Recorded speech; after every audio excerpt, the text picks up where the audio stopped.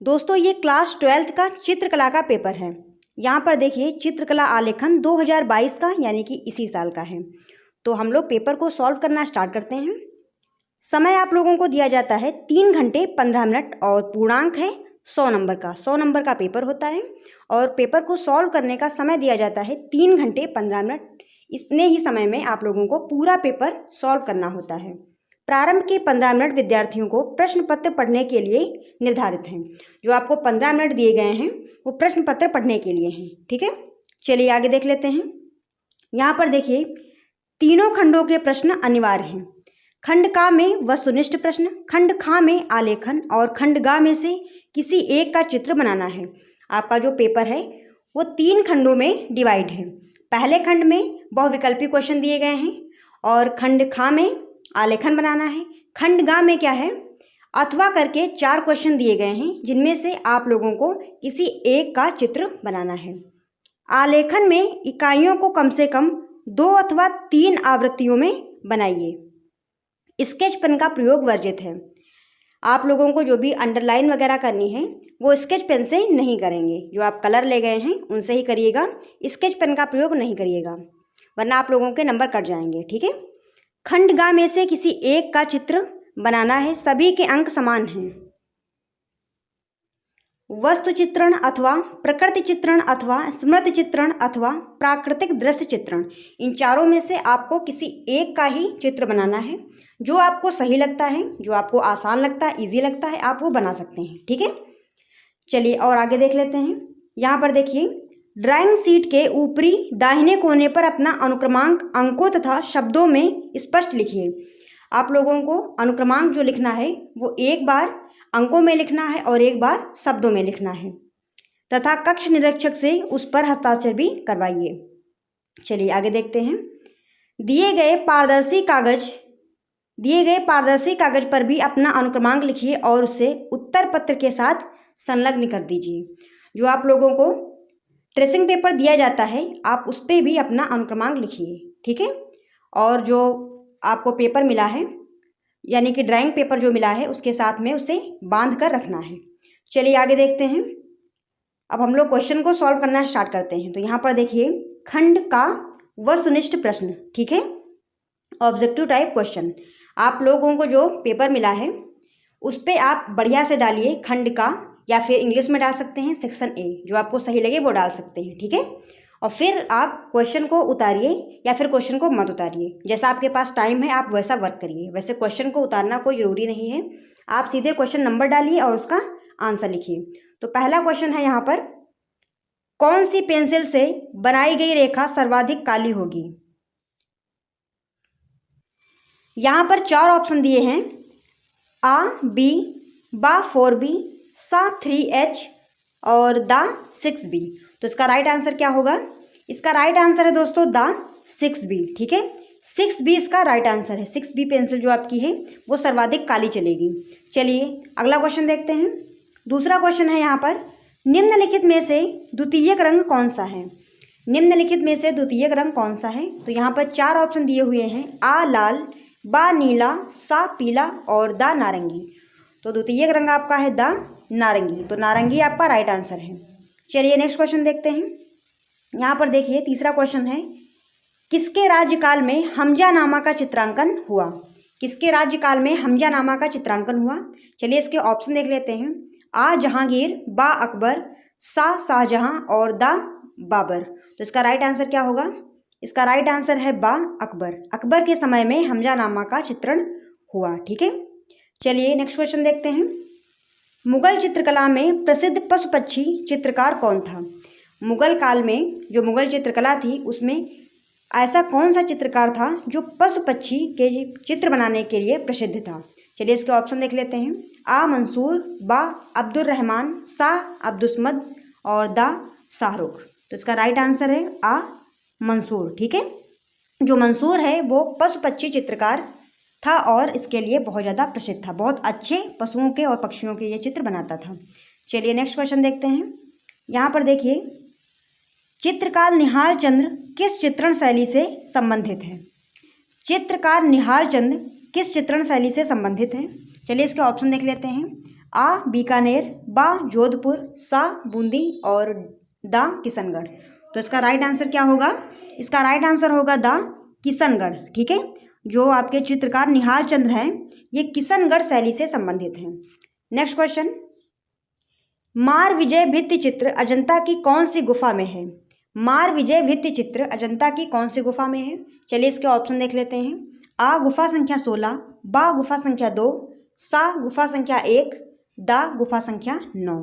तो इसका right answer क्या होगा? इसका राइट आंसर है सा गुफा संख्या 1। ठीक है, मार विजय भित्ति चित्र जो है वो गुफा संख्या 1 में बना हुआ है। नेक्स्ट क्वेश्चन, अब्दुल रहमान चुगताई निम्नलिखित में से किससे संबंधित थे?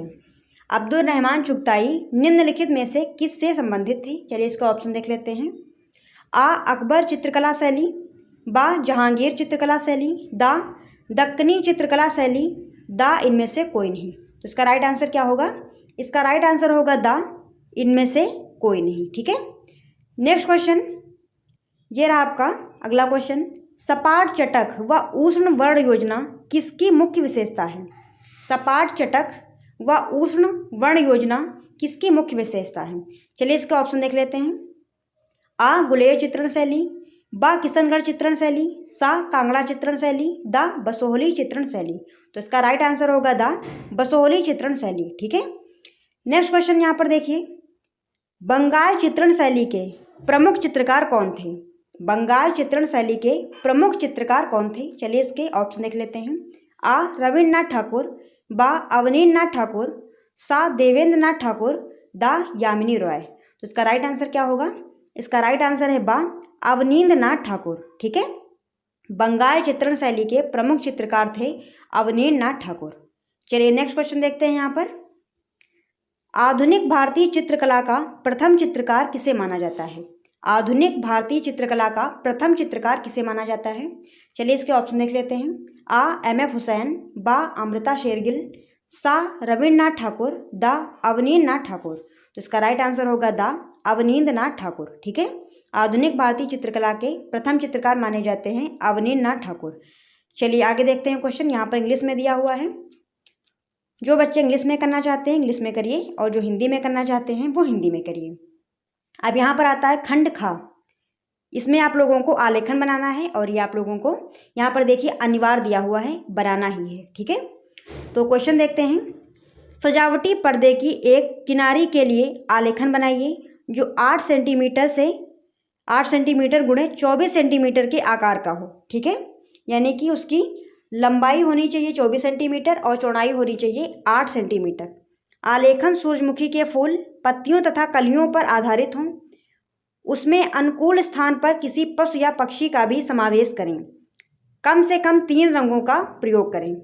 देखिए, आप लोगों को एक आलेखन बनाना है जिसमें लंबाई रखनी है आपको 24 सेंटीमीटर और चौड़ाई रखनी है 8 सेंटीमीटर। ठीक है, सजावटी पर्दे की एक किनारी के लिए आलेखन बनाना है जिसमें आप सूरजमुखी के फूल बना सकते हैं।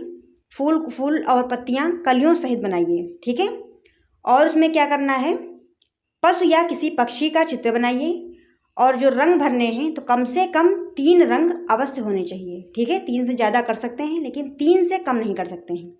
अगर आप ये नहीं बना पाते हैं तो अथवा में दूसरा क्वेश्चन दिया हुआ है, चलिए इसे भी देख लेते हैं। 22 सेंटीमीटर व्यास वाले वृत्त में एक मेज पोस्ट के मध्य के लिए एक आलेखन बनाइए जो कनेर के फूल, पत्तियों तथा कलियों पर आधारित हो। इसमें अनुकूल स्थान पर किसी तितली अथवा हिरन का समावेश करें।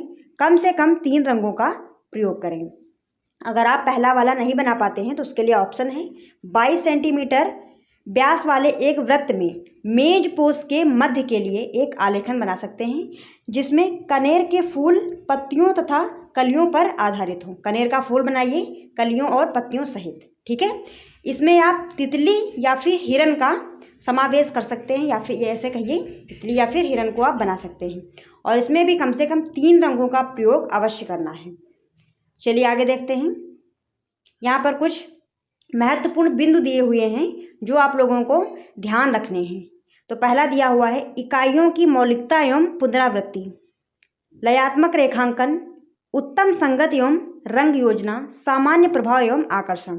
ऐसे समझिए आप लोगों को जो बनाना है वो बहुत अच्छा बनाना है, क्लियर बनाना है, अच्छे से रंग लगाना है, ठीक है। और जो यहाँ पर दिया हुआ है इकाइयों की मौलिकता एवं पुनरावृत्ति, ठीक है, जो आप लोगों को इकाई लेना है बनाने के लिए उसी की पुनरावृत्ति करनी है, ठीक है। अब हम लोग बात करते हैं खंडगा की, ठीक है, खंडगा या फिर सेक्शन सी। इसमें आप लोगों को 4 ऑप्शन दिए हुए होंगे, ठीक है। 4 ऑप्शन में से किसी एक का चित्रण करना है। जैसे कि यहाँ पर देखिए वस्तु चित्रण, आप वस्तु चित्रण कर सकते हैं। अगर आप ये नहीं करना चाहते हैं तो यहाँ पर देखिए अथवा में दिया हुआ है प्रकृति चित्रण यानी कि नेचर ड्राइंग, आप ये कर सकते हैं। अगर आप ये भी नहीं करना चाहते हैं या फिर करने में आप लोगों को कोई प्रॉब्लम हो रही है तो आप कर सकते हैं स्मृति चित्रण, ठीक है, मेमोरी ड्राइंग। इसमें देखिए इसमें आप लोगों को यहाँ पर इसमें भी ऑप्शन दिए हुए हैं। आप मुर्गा बनाइए, लालटेन बनाइए, बाल्टी बनाइए या फिर जूता ब्रश बनाइए। इन चारों में से किसी एक का बना सकते हैं, ठीक है।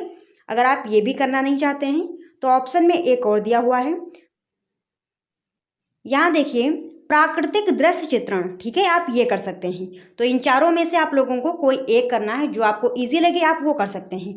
तो दोस्तों आज के लिए बस यहीं तक था। अगर आप लोगों को वीडियो पसंद आई हो तो वीडियो को लाइक शेयर कर दीजिएगा। चैनल पर नए हों तो चैनल को सब्सक्राइब भी कर लीजिएगा। फिर मिलते हैं दोस्तों ऐसे ही किसी नई वीडियो के साथ, तब तक आप बने रहिए हमारे साथ। धन्यवाद दोस्तों, जय हिंद।